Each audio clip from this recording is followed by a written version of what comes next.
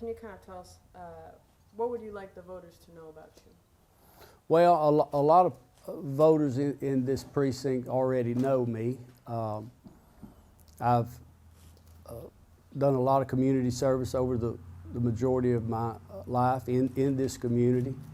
I was employed by the United States Postal Service for 32 years, and my experience in my serving my community and my employment experience prepared me for this position. And can you kind of tell us a little bit about why you chose to run for Justice of the Peace? Well, the last few years it's become obvious in this precinct that a lot of voters wanted another choice on the ballot during this election cycle. And again, my public service and my experience in my career prepared me for this office, and I'm offering myself as a candidate for this office. Of course. And then, of course, with the position of Justice of the Peace, you will be handling lots of sensitive matters, including debts. That's true. How would you approach that role, and are you prepared for that portion of the job? You mean inquests? The going out to declare people. Yes, deceased. okay. That's a very sensitive situation. You have a job to do.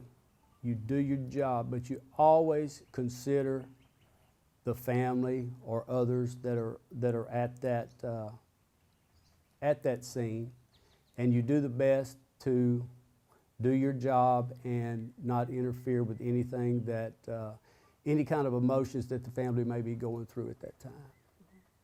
Are you prepared for being able to do that on a daily basis? Yes, I could, yes. I would hate for it to be on a daily basis, but yes, I am prepared. And then, of course, we've had some reform with bonds as of lately. Can you kind of tell us your thoughts on bond reform? Well, I know a lot of the issues of, there was a push to increase the bonds across the board. And I believe it should be a case-by-case basis on declaring bonds and bail.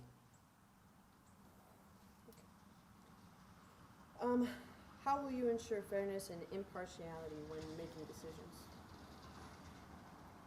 That's the job of a justice of the peace. The justice of the peace is an impartial juror.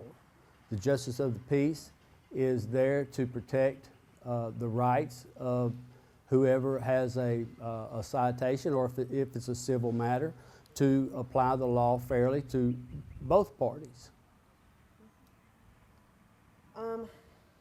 Precinct 3 is the largest geographical and busiest. How will you manage that workload and ensure cases are handled efficiently?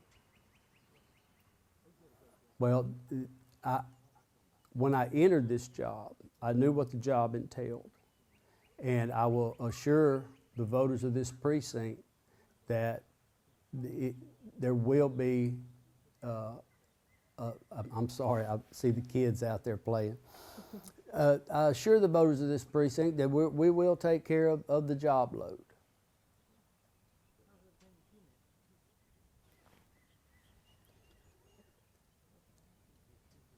What do you think will be your most challenging part of the job, and how will you handle it? Probably inquests.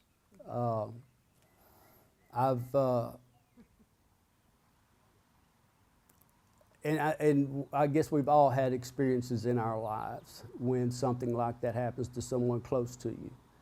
And that would probably, to see someone going through something as stressful as that would probably be the hardest part of this job. And then kind of on the flip side, what do you think is going to be your most important responsibility as Justice of the Peace, and how will you handle that? The most important responsibility is the workload, but with that comes a relationship with the constituents in this precinct. I believe the Justice of the Peace's office should have the closest relationship with the voters than any other county office. I've been lucky for the majority of my life that was the case, and I hope after this election, I hope we return to that. Of course. And then, are there any changes that you would implement as Justice of the Peace if you are elected? Well, the major change would be, and I've shaken during this campaign, I've shaken over 900 hands and visited with a lot of people. And that has by far been the concern of most people, that relationship. It's been told to me, I don't know how many times during this campaign, that you see, a gentleman told me, he said, well, the only time you see a politician is when they're here to look for a vote, you know, and I have, during this campaign, assured the people of this precinct that I will have that kind of relationship, a close relationship with them. And if they need anything in that office, I have an open door policy.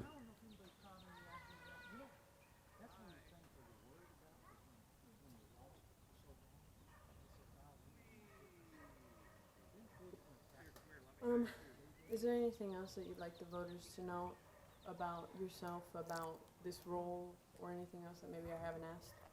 Well, my career in the Postal Service, I was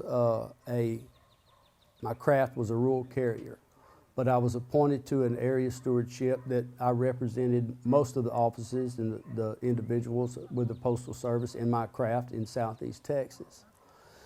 Now, my responsibilities in that position was I advised individuals of their rights and responsibilities of contractual agreements in federal labor law. I processed over 1,200 grievance cases presented to me against the United States Postal Service, which involved more than 3,000 investigative interviews.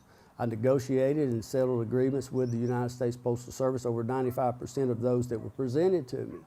Those that I could not settle, I prepared and presented appeals to the United States Postal Service Labor Department.